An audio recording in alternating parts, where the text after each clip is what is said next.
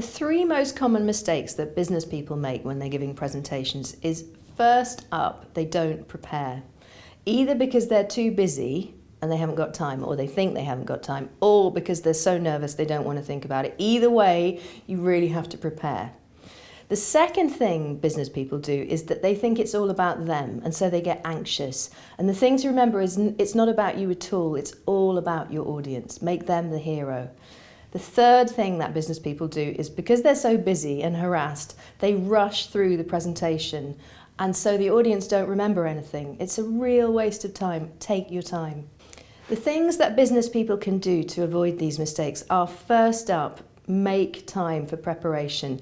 Book it into Outlook, book it into your diary, get your PA to make sure you have that time, and then use it to think about what you're going to say. And I would also say to practice. Hotel rooms are good for this.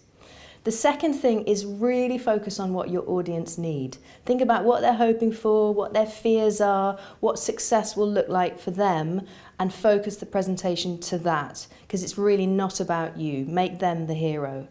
And then the third thing is, slow down, take your time. The more time you take, the more you focus on what you're saying, the more they will remember, and it has to be good if people remember what you say. Otherwise, why not just send them an email? What I'd say to a business person who's prone to making mistakes is, first up, relax. Anxiety, worry makes us make mistakes. So the first thing is you need to really chill out, you need to visualize success, and you need to practice, because that's one way to prevent mistakes happening. The other thing is, if mistakes do happen, remember that people like a human being. They forgive mistakes as long as you're graceful about it, as long as you stay in control. So it's a lot about staying calm and being a good enough presenter rather than trying to be perfect, which actually is just irritating. No one wants perfect.